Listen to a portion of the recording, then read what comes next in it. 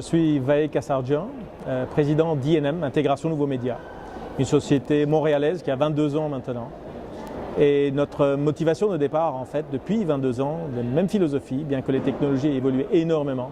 Notre motivation de départ, c'est que la technologie, d'une part, est trop difficile à utiliser et d'autre part, trop coûteuse à produire. Et on résout les deux problèmes en même temps, dans le sens que nous sommes des spécialistes du logiciel qui est facile à découvrir, à adopter, à utiliser, et adopter au point finalement de se sentir productif et pourquoi pas gratifié et heureux avec un logiciel finalement.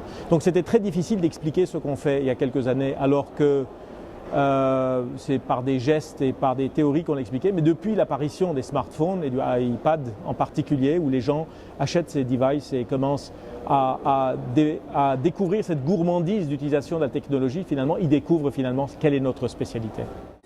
Il y a énormément de choses qui n'ont pas changé. C'est pour ça que dans la grande tendance Web 2.0 d'il y a quelques années, alors que tout le monde disait voilà, tout a changé, etc., j'étais de ceux qui disaient non, au bout du compte, l'utilisateur, l'humain et les besoins fondamentaux n'ont pas changé.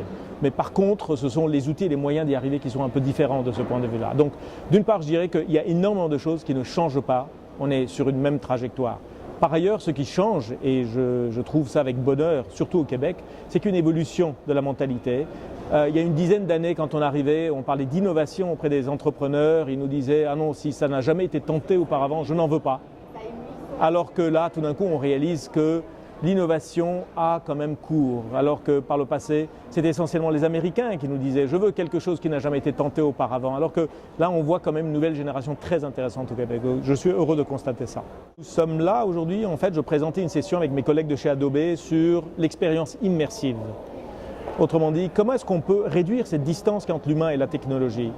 Lorsque les gens me disent il faut éduquer le monde à la technologie, ça me fait hérisser les cheveux sur la tête. Notre principe, c'est que c'est la technologie qui doit faire un pas en avant vers l'humain. Comment donc mieux intégrer la technologie, les technologies de l'information aux humains?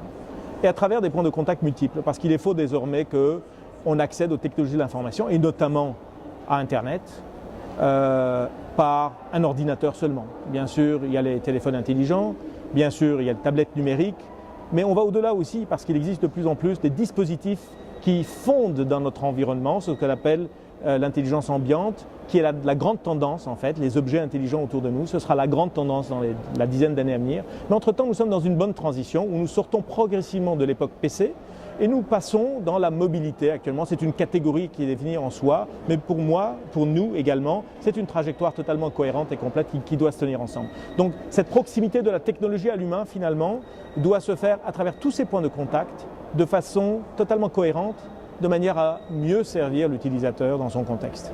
C'est l'un des changements majeurs aussi, je pense, qu'on voit ici, c'est que la génération précédente était constituée de gens qui voulaient lire un manuel avant de se mettre au travail et d'utiliser une technologie, alors que les jeunes, et désormais, jouent finalement. Il n'y a rien de mal avec ça. Souvent, le terme de jouer est mal perçu, mais pourquoi pas, on expérimente, on joue et on s'approche finalement, on tente de dialoguer avec la technologie. Une interface immersive voulant dire que, par exemple, je peux aller sur un site web, découvrir une société, savoir qui ils sont, comparer avec d'autres sociétés. Donc vous imaginez que dans cette expérience, il y a ce principe de flow en réalité, c'est-à-dire que je suis dans une continuité d'idées, d'impulsions qui m'amènent à prendre des décisions, à me cheminer. Donc il y a des choses banales comme la géométrie à l'écran ou bien la vitesse d'exécution ou d'interaction est absolument essentielle, mais c'est plus que ça aussi parce que d'une certaine façon, il faut anticiper mes besoins et me donner mes réponses de façon à ce que si je suis comparé à mon concurrent, que finalement je sois sélectionné. Mais à point de contact multiple, ça veut également dire que si je suis sur un site web à comparer en profondeur deux entreprises, qui peuvent être deux restaurants par exemple, qui peuvent être deux sociétés de services, qui peuvent être deux hôtels, peu importe, c'est que dans l'étape suivante, lorsque je retourne sur ce site web à travers un téléphone intelligent ou à travers une tablette numérique, mon contexte est nécessairement différent.